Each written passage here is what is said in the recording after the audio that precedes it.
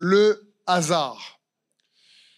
Alors, il faut bien comprendre que le titre peut paraître un peu étrange, parce que le hasard, ça parle en réalité de circonstances imprévues, ça parle en réalité d'événements inattendus. Et le hasard, tu te dis, est-ce qu'on peut le déclencher? Provoquer, c'est ça. Est-ce qu'on peut le stimuler en tant qu'enfant de Dieu? Est-ce qu'on peut provoquer quelque part le hasard? Et en guise d'introduction, j'ai essayé de nous poser certaines questions. Est-ce que tu t'es déjà dit en toi-même, parfois dans certaines situations, saisons de ta vie, tu t'es dit, est-ce que ce que je traverse là, c'est une coïncidence? Est-ce que c'est le hasard? Ou est-ce que c'est orchestré par l'ennemi de mon âme? Ou est-ce que cela est arrivé parce que la main de Dieu n'était pas sur moi? Et si c'est une bonne situation, est-ce que cela a été orchestré par Dieu? Est-ce que tu t'es déjà posé ce genre de questions? En général, tout le monde se pose ce genre de questions. Et il est bon pour nous de comprendre que dans les Écritures, Dieu désire, on va voir ensemble, qu'on puisse provoquer en réalité des événements, qu'on puisse provoquer des choses que Dieu désire. Parce qu'en me posant ces questions, je me suis posé dans le même sens d'autres questions comme pourquoi il y a des enfants de Dieu qui réellement, à un moment donné, dès leur conversion, ils vont de progrès en progrès et de percée en percée. Et d'autres enfants de Dieu, dès leur conversion, ils progressent un peu, ils tombent, ils relèvent, ils avancent, ils diminuent, ils stagnent, ils reculent et ils reviennent. Et je me dis, qu'est-ce qui fait que certains avancent de gloire en gloire et d'autres de déboire en déboire? Est-ce que vous pensez que c'est la chance? C'est-à-dire le hasard? C'est juste que certains sont nés sous la bonne étoile et d'autres sont nés sur la mauvaise étoile, avec des nuages, j'ai pas vu les étoiles. Il faut bien comprendre que, en réalité, non. Même si, écoute bien ceci, même si toi et moi, on ne peut pas contrôler ce qui se passe dans notre vie et que, comme je l'ai déjà dit, le contrôle est une illusion. Si tu crois que tu contrôles quelque chose, non. On ne contrôle rien en réalité et on ne maîtrise rien. Mais par contre, on peut remettre à Dieu les choses que nous, on ne contrôle pas pour que lui le fasse à notre place. Amen. Et il est bon pour nous de comprendre que même si on ne peut pas maîtriser certaines choses, on peut provoquer certaines choses. C'est juste l'objectif de la prière du Notre Père, par exemple, que Jésus nous enseigne. Quand vous priez, dites « Notre Père qui es aux cieux, que ton nom soit sanctifié, que ton règne vienne sur la terre comme au ciel. » Il est en train de dire « Provoquer par la prière la venue, l'intervention de mon royaume invisible, qu'il intervienne et se manifeste dans la réalité visible, sur la terre comme au ciel. » Il est en train de dire ça. Et si le Seigneur nous demande de prier le Notre Père pour que son règne vienne sur la terre comme au ciel, cela signifie, comme je l'ai déjà partagé, que son royaume et sa volonté n'est pas faite partout. Et donc, Dieu nous invite à réellement prendre la responsabilité de provoquer certaines choses. Il nous donne, par la foi en lui, la capacité de provoquer certaines choses qui vont changer la donne dans ta vie. Pour le meilleur. Amen. Tu crois? Il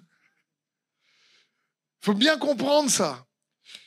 Tout d'abord, n'oublions pas, pour essayer d'activer, stimuler votre foi, que Dieu est celui qui change le temps et les circonstances.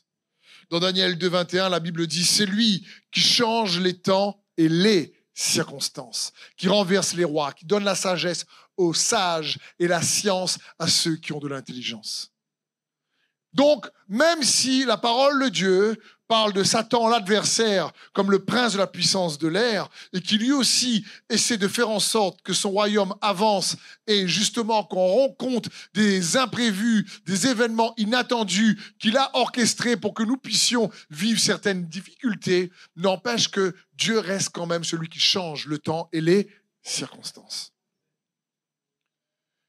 Et j'aimerais que nous puissions réaliser que dans les Écritures, la parole de Dieu est truffée de principes pour que toi et moi, on apprenne à provoquer le hasard. C'est des événements, si tu préfères, inattendus, soi-disant imprévus, mais que Dieu est capable, lui, de manifester. Par exemple, on a déjà vu dans cette série le fait que la puissance de nos décisions est capable de changer nos conditions. Rappelez de ça? Et on a déjà vu dans cette série que Dieu nous dit « Hey, j'ai placé devant toi la malédiction et la bénédiction, la mort et la vie. » Et il dit « Choisis la vie. » Il ne dit pas « J'ai mis devant toi la bénédiction et la malédiction, la vie et la mort, marche au petit bonheur la chance. » Ça va arriver sûrement par la chance. Si tu as la chance, c'est bon. Si tu n'as pas la chance, c'est pas bon. C'est pas ce qu'il dit. Il dit, j'ai placé devant toi la mort et la vie, la bénédiction et la malédiction. Et il dit, choisis la vie. Qu'est-ce qu'il est en train de nous dire?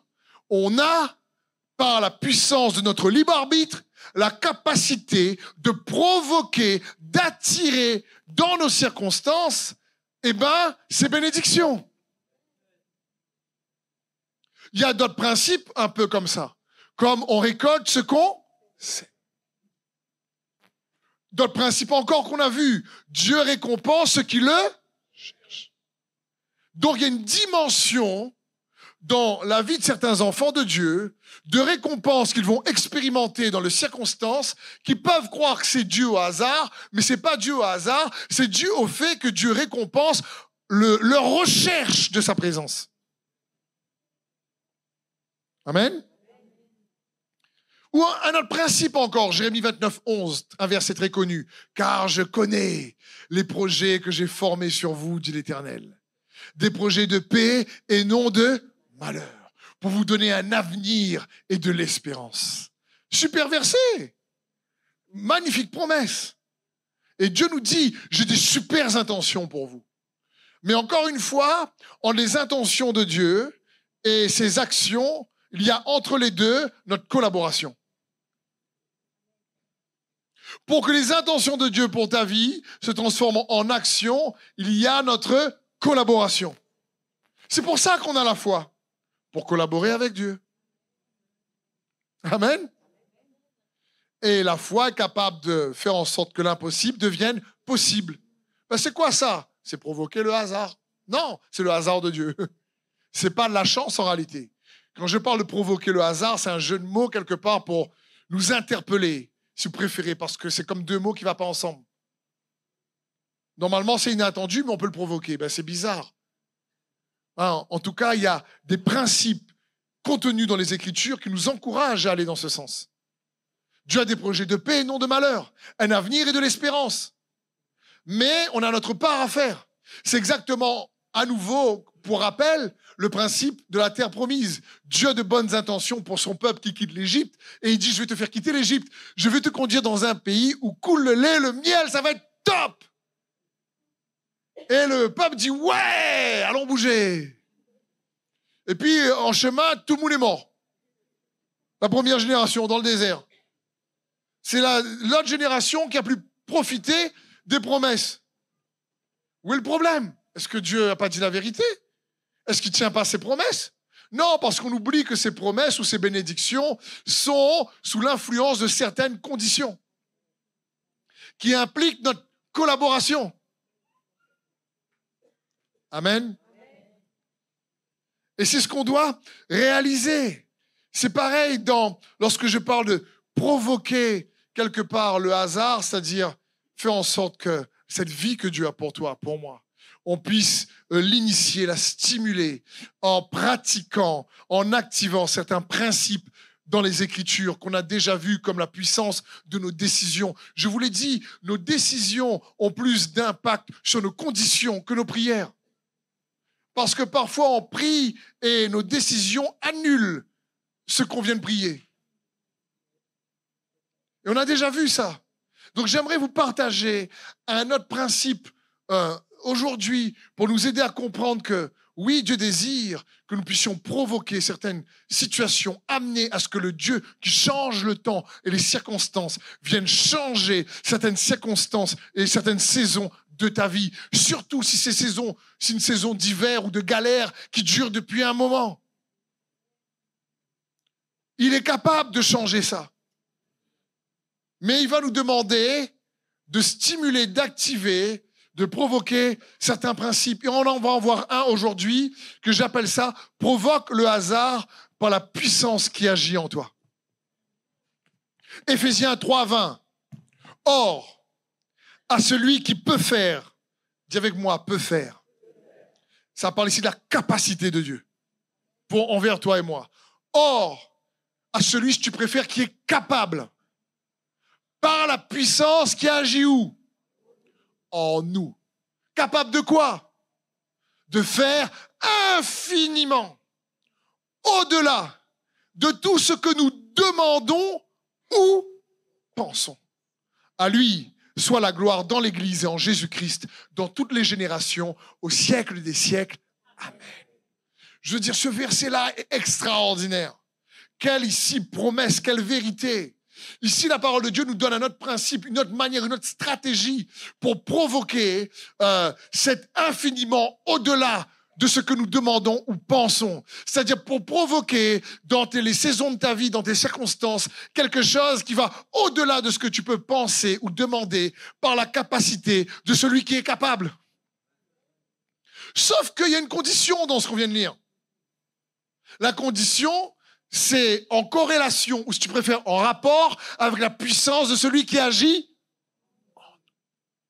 Donc, il y a une dynamique, une sorte de mystère entre ce qui agit en nous, qui est connecté avec ce qui va se passer autour de nous. Me suivez-vous? C'est ce que ce verset signifie par rapport à celui qui peut faire par la puissance qui agit en vous, la puissance agit en nous, mais qu'est-ce qu'il peut faire au-delà de ce qu'on va demander pour changer dans nos vies, ou même on va penser. Il est capable. Mais ça va être en rapport par la puissance de son esprit qui agit en nous.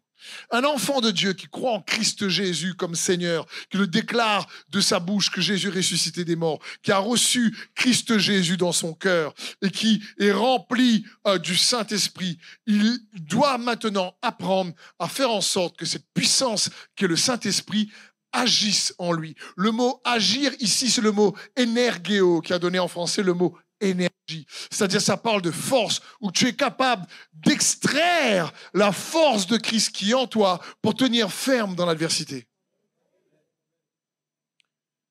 Et c'est ce que Dieu veut pour chacun d'entre nous. Et on va essayer de voir comment donc stimuler, activer cette puissance, puisque elle est capable de stimuler les circonstances. Si tu préfères, cette puissance est capable de faire en sorte que la main de Dieu agisse en notre faveur. Amen. Pour activer la puissance de Dieu qui agit en nous, il y a plusieurs, effectivement, manières d'activer la puissance de Dieu. On a déjà vu, par exemple, la nécessité de se consacrer par la prière, le jeûne, où là, on est capable de manifester la puissance de Dieu et de déloger certaines résistances qui ne peuvent pas sortir uniquement que par la prière et par le jeûne. Mais on va pas voir là, donc, la consécration, puisqu'on a déjà vu ça dans cette série. J'aimerais mettre l'accent sur un autre principe pour t'aider, m'aider, parce que pareil, frères et sœurs, ce que je prêche est valable d'abord aussi pour moi, personne au-dessus de sa parole, nous aider à réellement activer la puissance de Dieu qui agit en nous. Et à côté de la consécration qu'on a déjà vue, j'aimerais te parler de la puissance de la méditation. Mais je crois que le Seigneur va venir, au travers de ce message, renouveler ta manière de penser, ce qu'est la méditation. Parce qu'on va voir la méditation, ce n'est pas juste, comme dit Koula, je médite, je pense à rien. J'essaie d'apaiser mon âme, donc me parle pas. Arrête de faire de bruit. Donc, c'est pas la méditation chrétienne, si tu préfères, biblique, ce n'est pas ça. Et on le voit, une belle description de ce qu'est la méditation en lien avec cette force qui doit agir en nous dans Josué chapitre 1 au verset 8, lorsque la parole de Dieu dit « Répète sans cesse les enseignements du livre de la loi. Redis-les dans ton cœur jour et nuit. » Dans ton cœur, pas dans ta tête. Ainsi, tu t'efforceras d'obéir à tout ce qui est écrit. De cette façon, tu mèneras tes projets avec succès et ils réussiront. Une autre version, aie soin de répéter sans cesse les paroles de ce livre de la loi. Médite-les jour et nuit afin d'y obéir et d'appliquer tout ce qui est écrit. Car alors, tu auras du succès dans tes entreprises. Alors, tu réussiras. Ici, on voit encore une fois la capacité de provoquer le hasard pour pouvoir faire en sorte qu'on puisse réussir dans ce qu'on entreprend. Mais il y a des conditions. La condition, c'est médite. Mais on voit bien que dans la condition, on nous donne la signification de ce qu'est la méditation pour Dieu. Médite, c'est-à-dire obéis et applique. C'est pas juste mastique intellectuellement. Méditer, ce n'est pas que mémoriser. D'accord ? Satan est capable de mémoriser la parole de Dieu. On l'a vu dans le désert avec Jésus. Et il a dit, il est écrit qu'il est capable de mémoriser, lui. Mais par contre, il n'est pas capable d'obéir et de l'appliquer. D'accord ? Et ici, l'Éternel donne un conseil à Josué extraordinaire. Il lui dit, écoute, médite, c'est-à-dire fais en sorte que la parole, tu puisses la considérer attentivement dans ton cœur, la ressasser, la murmurer dans ton esprit certaines vérités. Et ces vérités-là, fais tout ce que tu peux pour que cette méditation, tu puisses faire en sorte qu'elle devienne action. Comment ? Tout d'abord, méditer implique donc l'obéissance de la foi. Chercher à croire. C'est comme si Dieu... Obéir, c'est d'abord, il faut croire. Pour l'obéissance de la croix implique qu'on croit. Il est en train de dire, le but, c'est pas, comme Satan, de mémoriser la parole, c'est vraiment d'abord de croire. Parce que ce qu'il y a d'étonnant parfois dans l'Église avec un grand E, c'est qu'on peut avoir dans l'Église avec un grand E des croyants qui ne croient pas. Vous savez ça ? Des croyants qui ne croient pas.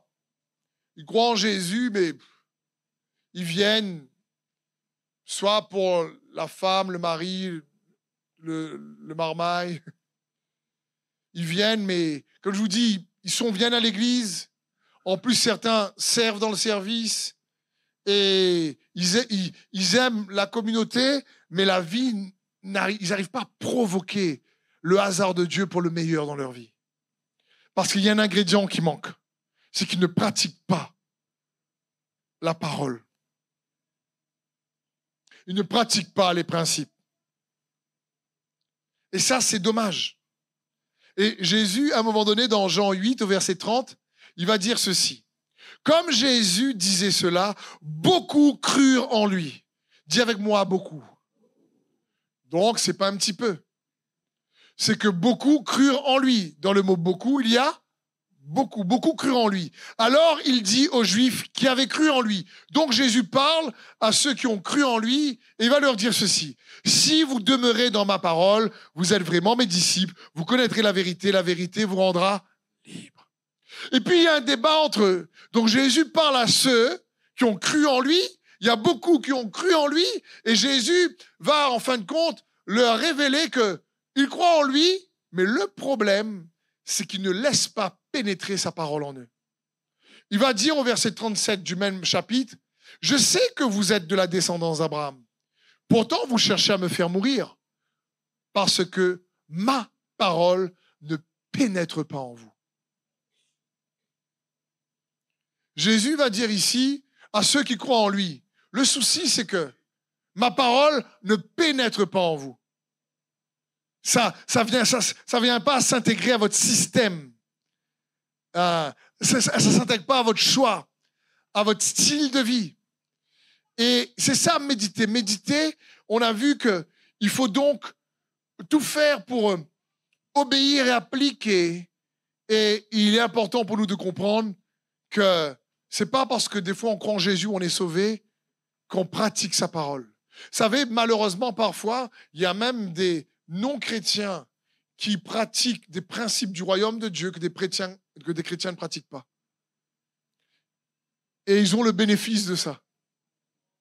J'ai déjà vu, par exemple, des non-chrétiens pardonner plus facilement des situations injustes que des chrétiens. Et du coup, le chrétien, tu dis, mais il faut pardonner. Oui, mais j'aime Jésus, mais c'était injuste, je ne veux pas pardonner. Oui, mais si tu ne pardonnes pas, tu vas galérer. Oui, mais j'arrive pas à pardonner. D'accord, et l'autre non-chrétien qui ne sait même pas que Jésus est là, il dit, écoute, je le pardonne parce que je ne veux pas garder la rancœur dans mon cœur. Et là, tu dis, bon. Parce qu'il faut que la parole pénètre dans nos cœurs. Et comprenons bien, lorsqu'on parle de méditer, on a vu que méditer implique de croire. Et croire implique donc de réellement obéir. Ça parle de l'obéissance de la foi. Et vous savez, ce que Dieu va dire à Josué comme conseil après le chapitre, le verset 8, on va voir la qualité qu'il faut avoir pour pratiquer la parole au verset 9. Il va dire, Josué 1,9, « Je t'ai donné cet ordre. Prends courage et tiens bon l'Akba. »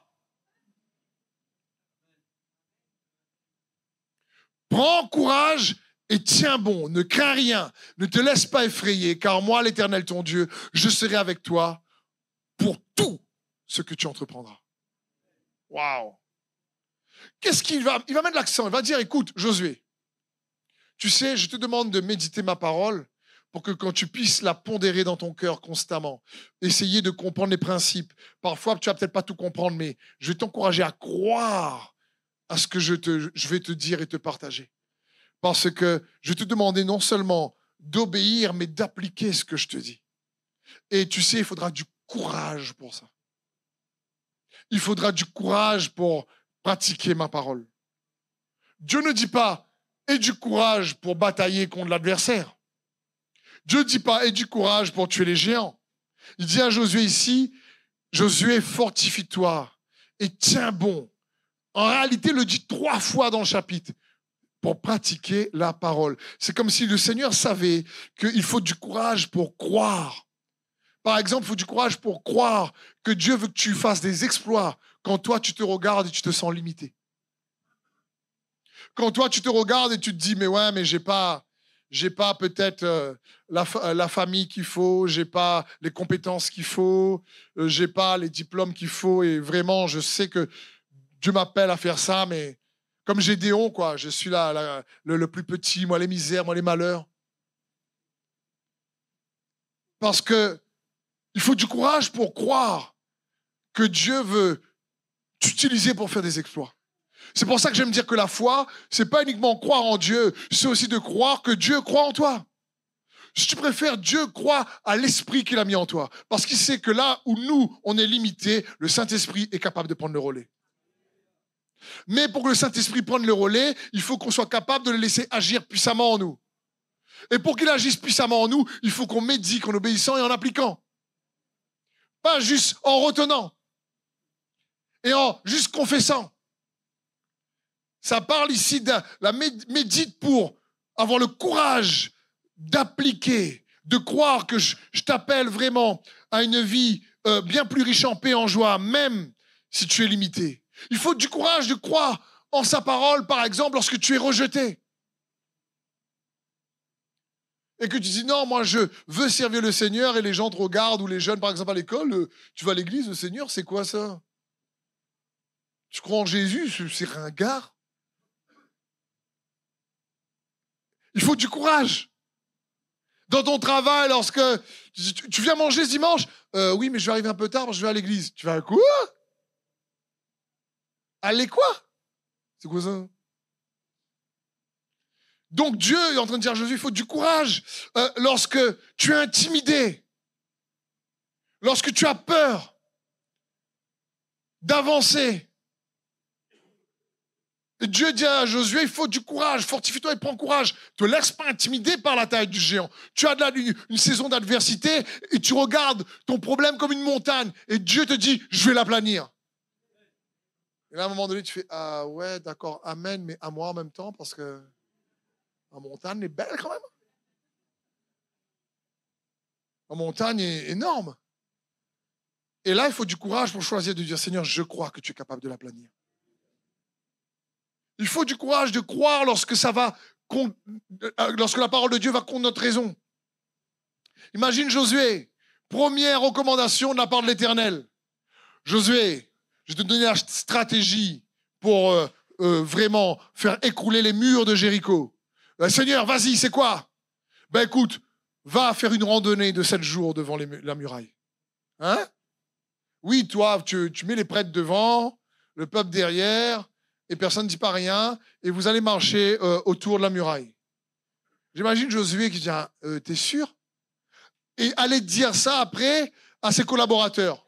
Bon, j'ai vu l'Éternel, et il m'a dit, voilà, stratégie pour prendre Jéricho. Je vois les généraux, là. Qu'est-ce qu'on fait? Bazooka?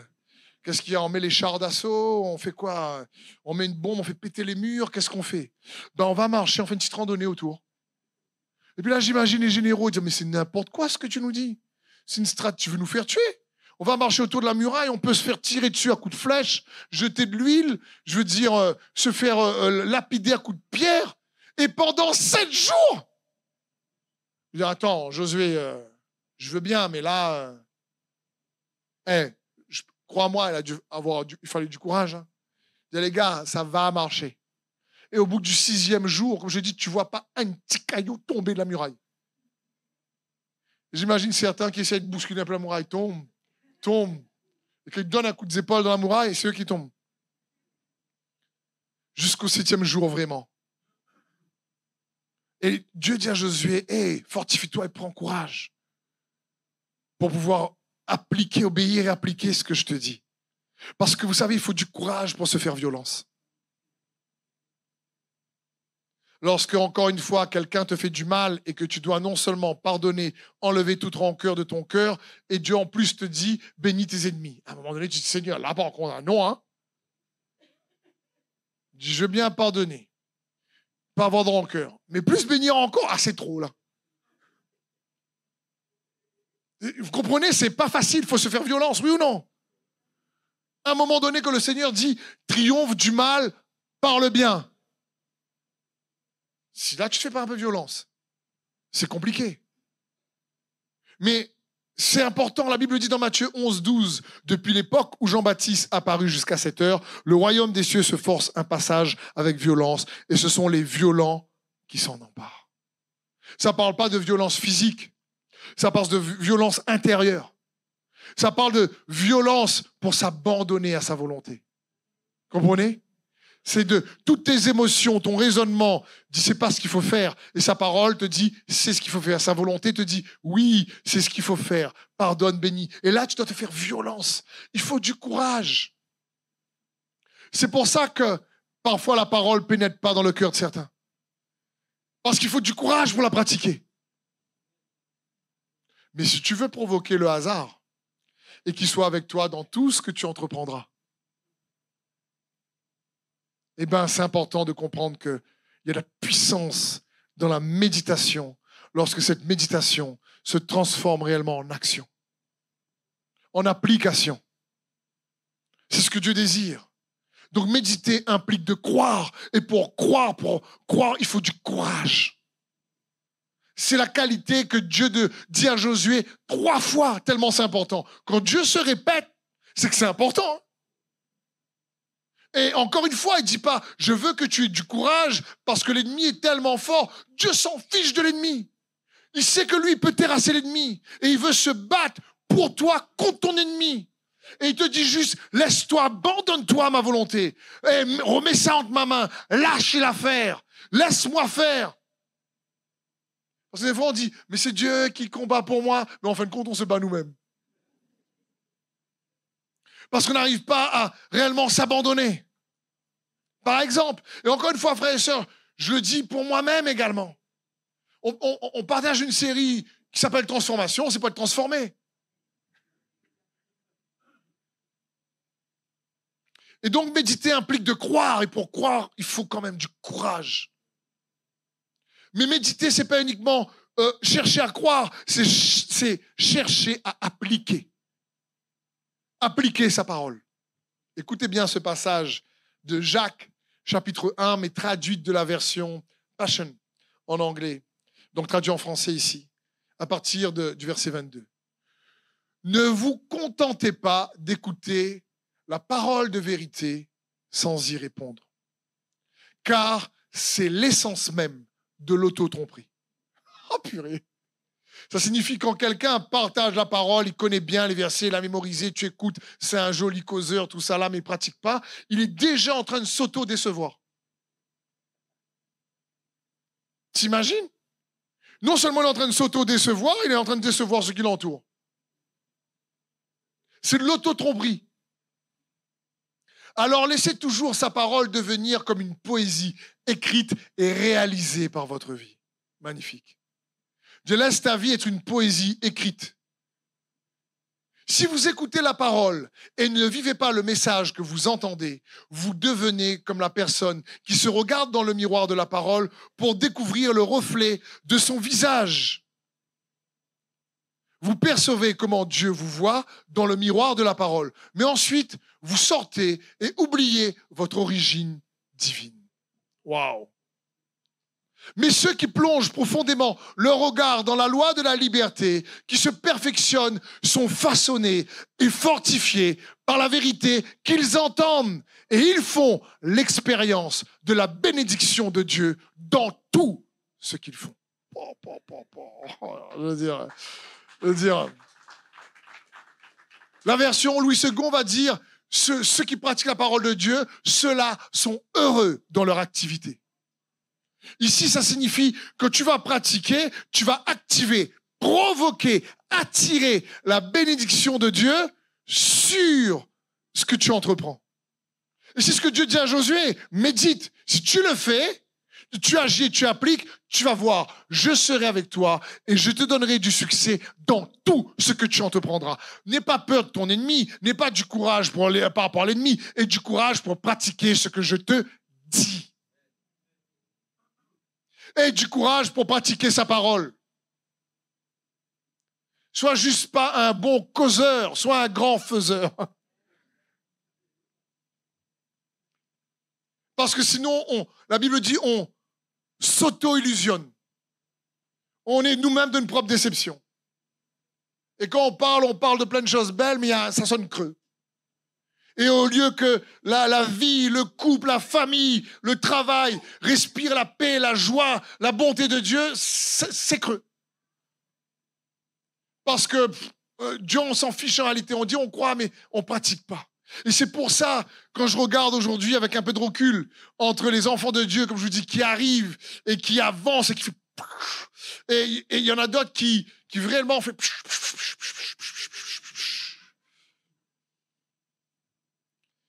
Parce que... Et pourtant, tu vois, tu dirais pas parce que la plupart, en général, tout le monde vient à l'église, aux réunions de prière, certains servent, et pourtant, l'intimité avec Dieu, il y a une absence de pratiquer sa parole dans l'intimité, dans la vie de tous les jours. Et c'est dommage parce qu'on voit bien qu'on peut provoquer le hasard de Dieu, comme j'aime dire, qui soit fait sur la terre comme au ciel, lorsqu'on apprend, comme dit l'apôtre Jacques, qui fait écho à Josué dans le livre de Josué, qui fait écho à ce que l'apôtre Paul dit dans Éphésiens 3:20, mais à celui qui peut faire par la puissance qui agit en vous, au-delà, infiniment au-delà de ce que vous demandez ou même pensez. C'est ce que ça signifie ici. Oui, j'ai des projets de paix et non de malheur, un avenir et de l'espérance. Mais la parole de Dieu nous dit, hey, écoute, ce que je te demande, c'est applique. Donc méditer implique de croire, et croire implique d'avoir le courage d'obéir. Méditer implique également d'appliquer. Mais comment appliquer? Écoute bien ceci. Méditer la parole implique également de méditer sur ta conduite. Parce que méditer la parole sans la mettre en lien avec ta manière de vivre, c'est méditer aussi dans le vent. La Bible dit dans Agé 1,5, « Voici ce que dit maintenant l'Éternel, le Maître de l'univers. Réfléchissez attentivement à votre conduite. Vous semez beaucoup et vous récoltez peu. Vous mangez et vous n'êtes pas rassasiés. Vous buvez et vous n'êtes pas désaltérés. Vous êtes habillés et vous n'avez pas chaud. Le salaire de celui qui travaille tombe dans un sac percé. Voici ce que dit l'Éternel, le Maître de l'univers. Réfléchissez attentivement à votre conduite. Montez sur la montagne, apportez du bois et construisez le temple. J'en aurai de la joie et je serai honoré, dit l'Éternel. Vous comptiez sur beaucoup, mais vous avez eu peu. Aïe, aïe, aïe. Ça, c'est triste quand on compte beaucoup. Oui, avec Jésus, on a la vie abondante, c'est super. Ah, Dieu, le Dieu des miracles, des signes et des prodiges. Tu attends sur beaucoup et tu expérimentes peu. C'est nul. Je veux dire, c'est pas ce que Dieu veut. Et il dit, réfléchissez à votre conduite. Méditer sur sa parole implique de méditer sur sa conduite. Pour faire en sorte que ce qu'on a médité dans sa parole, on puisse la réajuster, fusionner cela à nos choix et à notre manière de vivre. D'accord ? Parce que quand Dieu dit méditer, réfléchissez à votre conduite, il n'a pas dit méditer la parole pour juger la conduite des autres. C'est méditer la parole pour toi-même voir ce que tu n'as peut-être pas vu. Comment revoir ta conduite. Pour provoquer la bénédiction que Dieu a pour toi. Frères et sœurs, encore une fois, quand je partage ça, le but n'est pas que vous vous sentez coupable ou certains se disent zut, moi je pratique pas. C'est pas ça. C'est pour te dire, passe pas à côté de ce que Dieu a pour toi. Merci d'être là aujourd'hui. Mais moi, j'ai pas envie que tu perdes ton temps. J'ai pas envie que tu perdes ton temps à te consacrer, qu'il n'y ait pas beaucoup d'impact pour toi-même. Je dis moi-même en tant que ministère, j'ai pas envie de servir le Seigneur juste pour galérer tout le temps. Je veux dire, comme quand j'entends les chrétiens dire la vie chrétienne est dure, la vie chrétienne est dure, la vie chrétienne est dure, la vie chrétienne est dure. Franchement, la vie non chrétienne est dure aussi. Plus dur encore. Dire le ministère, c'est dur. Oui, ok, être un homme politique, c'est dur aussi. Je veux dire, il faut bien comprendre ça. Oui, quand tu es un enfant de Dieu, il y a des valeurs qui prennent parfois la société à contre-courant. Mais il faut bien comprendre que même s'il y a un temps d'adversité, même si c'est parfois pas facile, la vie chrétienne doit être quand même riche en paix, en percée, en victoire. Parce que la Bible dit, car dans toutes ces choses, il nous fait triompher en Jésus-Christ. En toutes ces choses, nous avons la victoire. Ça parle quand tu fais à un moment donné ce qu'il faut, il y a quelque chose qui se passe. Et là, le prophète Agé est triste, il leur dit, mais s'il vous plaît, réfléchissez. Vous aimez le Seigneur, vous venez au temple, vous faites ça, mais vous prenez, il dit dans le contexte de l'Ancien Testament ici, vous ne prenez pas soin de la maison de Dieu, vous dites que vous servez Dieu, mais vous ne le faites pas vraiment. Il dit, mais réfléchissez à votre conduite. Il dit, vous voulez plus percer dans votre travail, que Dieu soit avec toi dans tout ce que tu entreprends?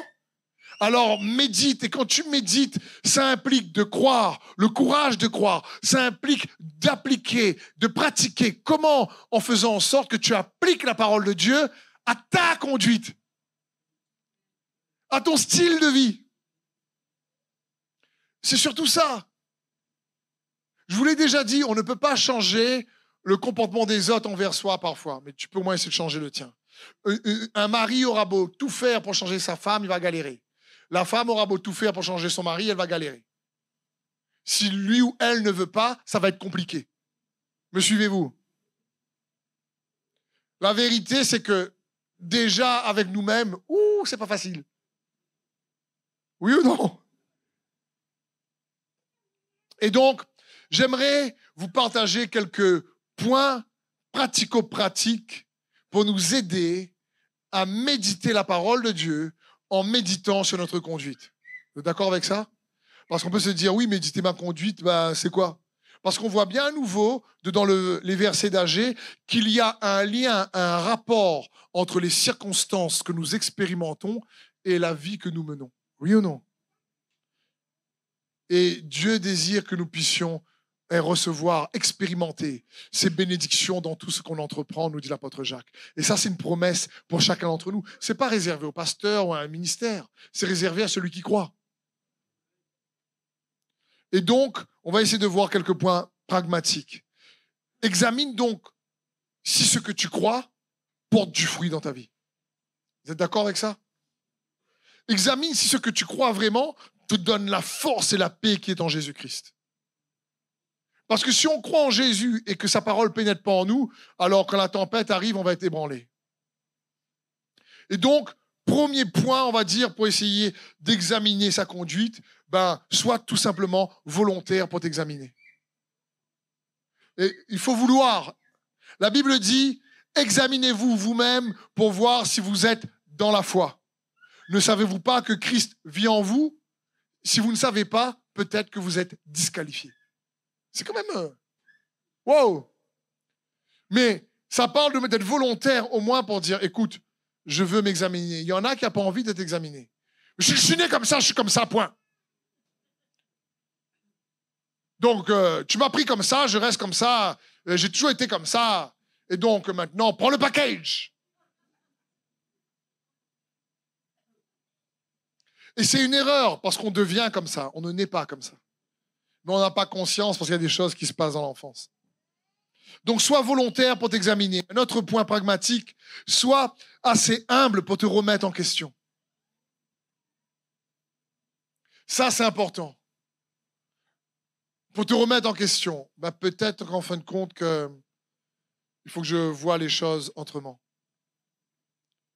Un autre point, confronte ton comportement, ta conduite, donc, avec tes valeurs et tes objectifs.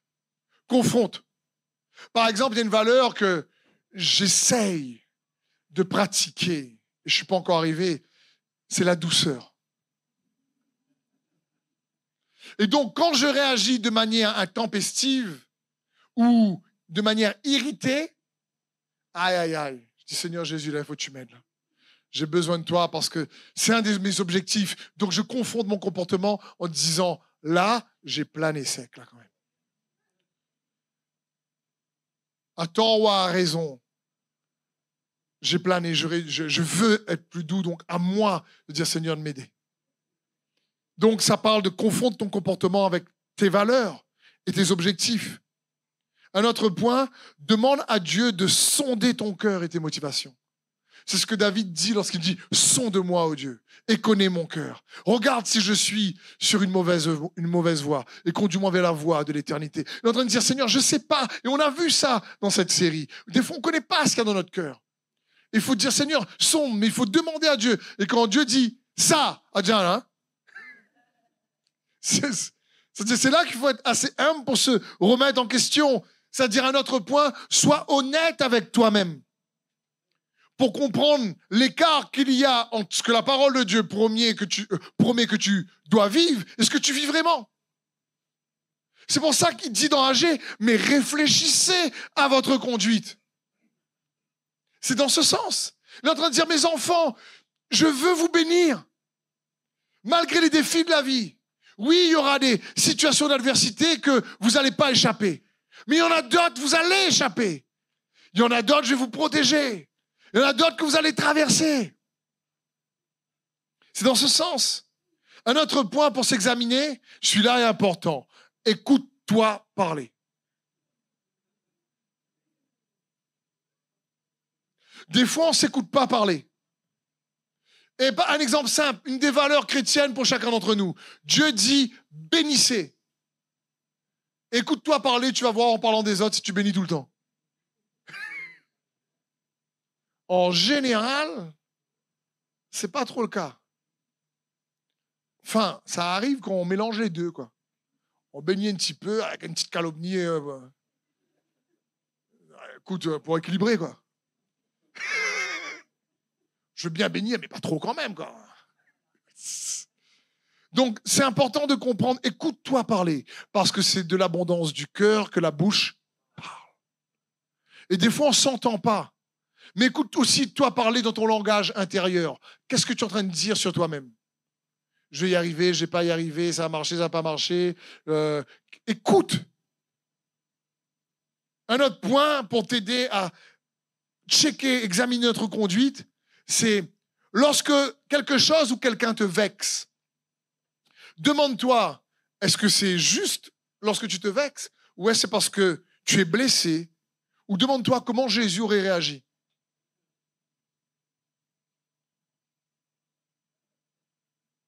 À moi? Amen. Demande-toi comment Jésus peut-être aurait réagi. C'est-à-dire, n'aie pas peur des reproches constructifs. Quand il y a une vérité qui est donnée, qui te concerne vraiment, il faut de l'humilité pour se remettre en question. Et du coup, il y en a qui galèrent. Ils n'ont pas de percée parce qu'ils ne comprennent pas que la percée, ce n'est pas uniquement parce que tu jeûnes et tu pries. Ah, j'ai prié 10 heures, bravo. Mais si la puissance n'agit pas à l'intérieur parce que tu ne médites pas la parole, eh ben, tes 10 heures, malheureusement, ne sera pas aussi effectif que ça aurait dû être. Parce que celui qui pratique la parole dépassera toujours celui qui écoute la parole.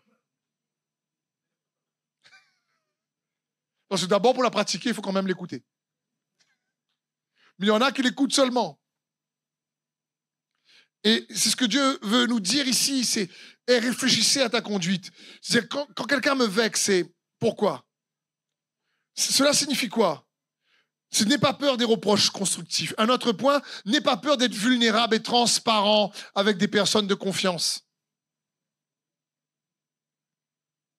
N'aie pas peur. Confronte la honte et la culpabilité. Dans le sens où, ok, j'ai peut-être fait des erreurs, mais c'est pas grave. Ou les autres ont fait des erreurs envers moi, mais je n'ai pas laissé ça m'intimider. Je veux pas que ça reste là. Sois responsable. Voilà un point. Sois responsable de tes réactions et ton comportement. Une des manières simples que moi, ça m'aide, c'est quand je m'écoute. Tu vois, quand quelqu'un me dit quelque chose et que je vais commencer à essayer d'accuser pour m'excuser, c'est que je ne prends pas la responsabilité. C'est Adam et Ève. C'est pas moi, c'est le serpent. C'est pas moi, c'est la femme que tu m'as donnée. C'est pas moi, c'est lui. Et on voit ça souvent dans les foyers avec les enfants. Et c'est qui a crié là? C'est pas moi, c'est lui. Qui a commencé? C'est lui. Mais c'est important de comprendre, une des manières d'examiner sa conduite, c'est de faire en sorte d'être responsable de nos réactions. Si j'ai mal réagi, Seigneur, ok, j'ai mal réagi. Pardonne-moi, si tu es un Dieu de grâce, aide-moi par la force de ta bonté, de ta grâce, à faire la différence. C'est vraiment être responsable de sa conduite. Oui, j'ai fait une erreur, je suis désolé.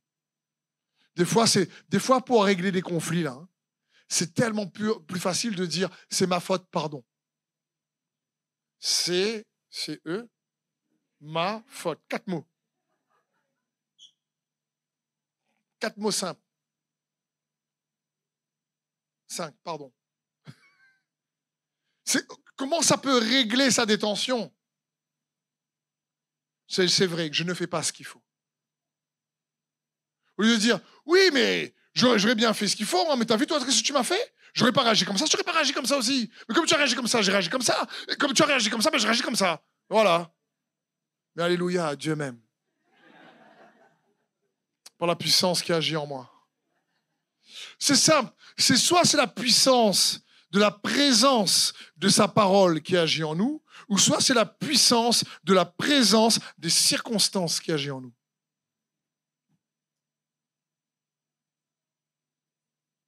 Les deux n'ont pas le même effet. Ne va pas provoquer le même hasard. C'est dans ce sens. Un autre point, sois patient avec toi-même quand tu n'y arrives pas. D'accord ? Pas la peine de te lapider non plus. Je veux dire, franchement, la douceur, je la poursuis. Chaque fois que je pense me rapprocher, elle s'éloigne. Et pareil, l'horizon. Plus tu avances, plus elle s'éloigne. Tu dis, reste là, t'es.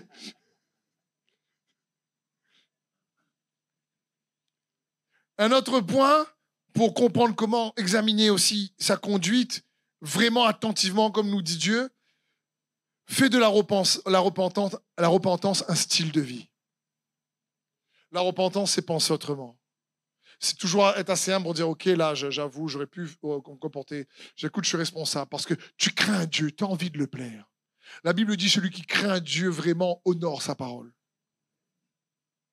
Si tu dis, Seigneur, je veux la mettre en pratique. Je ne vais pas juste venir à l'église pour écouter un message. Je ne vais pas juste écouter des messages sur Internet et prier, jeûner, me consacrer dans le vent. Mais je crois que je peux être heureux dans mon activité parce que tu as dit, si je pratique ta parole et que je ne suis pas un auditeur oublieux, je vais vivre à partir de mon identité divine. Je ne vais pas oublier qui je suis en regardant dans le miroir de la parole. Parce que la parole, en réalité, que tu connais, c'est uniquement la parole que tu pratiques. Les autres, tu crois connaître. On croit connaître. Et donc, il y a tous ces points-là. Un autre point, apprends constamment. Cherche à apprendre constamment. La Bible dit, réfléchissez à votre conduite. Je le répète, le Seigneur est en train de dire au travers de son prophète à ce moment-là, je veux ouvrir les écluses du ciel sur vos vies. Je veux vous bénir. Je veux que vous arrêtiez de galérer. Je veux vraiment que les couples deviennent plus forts, que les frères et sœurs, les familles monoparentales, vous soyez moins affectés par la solitude et que la paix soit là malgré tout, la joie, l'espérance. J'ai des projets de paix. J'ai des projets d'avenir. J'ai vraiment de l'espérance à vous donner. J'ai des choses à vous faire expérimenter. Je veux intervenir. Je désire qu'il soit fait sur la terre comme au ciel. J'ai de belles intentions. Je suis prêt. Je suis dans les starting blocks. Aide-moi à transformer ces intentions en action. Mais pour ça, il y a des conditions. Et je te demande, je t'invite à les remplir par ta collaboration. C'est dans ce sens. Et ça, frères et sœurs, on peut se tromper nous-mêmes, comme on a vu dans Jacques 1. On peut essayer de tromper des fois les autres, mais Dieu n'en trompe pas. Dieu n'en trompe pas.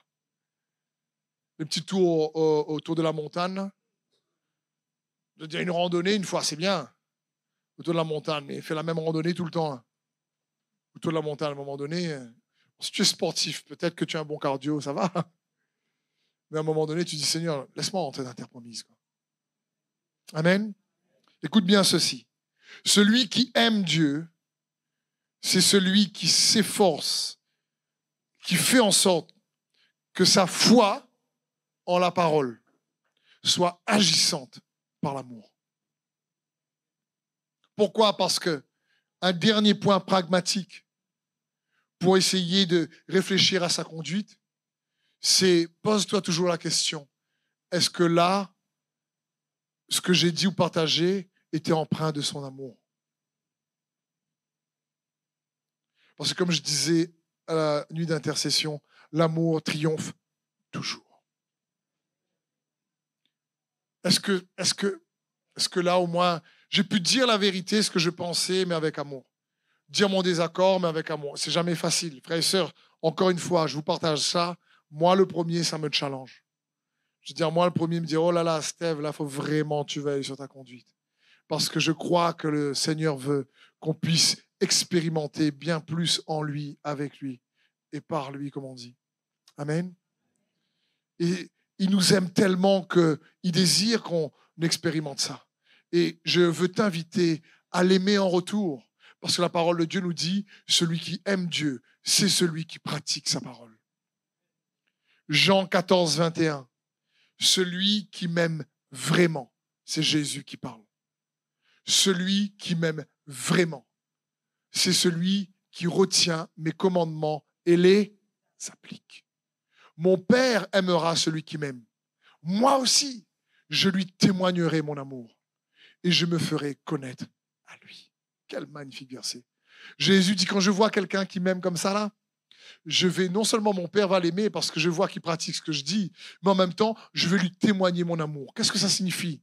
Dedans ces circonstances inattendues, dedans les événements de la vie, je vais faire en sorte que mon amour soit évident dans sa vie et que les autres le voient. C'est ça que ça signifie. Je vais lui témoigner. C'est-à-dire, ça va devenir une évidence. Mon amour, pour lui, va devenir une évidence pour lui et pour ceux qui l'entourent. C'est pas que Dieu fait du favoritisme. Dieu aime tout le monde pareil, mais pas tout le monde ne remplit pas les mêmes conditions. Je veux t'inviter à provoquer ce hasard, stimuler les bénédictions, les choses que Dieu a pour toi, pour réussir dans ton activité, attirer sa faveur dans ce que tu entreprends. Comment? Comme Dieu dit à Josué, pratique, médite ma parole en obéissant, en pratiquant. Alors tu verras, je serai avec toi et je vais te faire réussir dans ce que tu entreprendras. Il dit, prends courage, Josué. Reste attaché à moi. Prends courage pour croire en ce que je te dis. Et tu verras, moi, je vais m'occuper des géants. Moi, je vais m'occuper des ennemis. Moi, je vais t'inspirer la sagesse et te donner la stratégie. Mais toi, fais tout ce que tu peux pour pratiquer ce que je te dis. La foi, oui, c'est d'entendre. Mais la foi, c'est pas uniquement d'entendre, c'est entendre en obéissant. Amen. C'est ce que Dieu veut pour chacun d'entre nous. Alors, effectivement, pour terminer ce message qui s'intitule « Provoque le hasard », alors on pourra vraiment dire toute chose concourt au bien de ceux qui aiment Dieu, de ceux qui marchent selon son plan. Toute chose, ça signifie, et alors, tous les événements de ta vie que tu vas expérimenter, au final, bon comme mauvais, si tu m'aimes, parce que tu pratiques ma parole, toute chose, je vais le faire concourir pour ton bien. Même les saisons difficiles que tu as traversées, tu verras avec du recul plus tard, va devenir une bénédiction pour toi. Sur le coup, c'est peut-être dur. Sur le coup, tu vas pleurer. Sur le coup, tu vas mettre tes genoux par terre. Sur le coup, tu seras peut-être brisé, blessé. Mais si malgré ça, brisé, blessé, tu me fais confiance, alors je serai avec toi dans le feu. Amen. Merci d'avoir suivi ce message. J'espère que ce message a fortifié votre foi. Merci également pour tous ceux et celles qui nous soutiennent au travers de votre générosité. Vous avez en bas de votre écran un QR code qui vous conduira vers une page qui s'intitule jeveuxbénir.com. Merci de nous aider à propager sa parole. D'ailleurs, si ce message a fortifié votre foi et que vous connaissez quelqu'un de votre entourage qui aurait besoin de l'entendre, n'hésitez pas à lui partager ce message. Aussi, je vous encourage, si vous le souhaitez, à vous abonner à notre chaîne YouTube. Nous avons des messages nouveaux chaque semaine. Nous sommes aussi présents sur d'autres médias dont vous aurez donc les liens dans la description ci-dessous. En tout cas, merci de nous avoir suivis. Soyez bénis.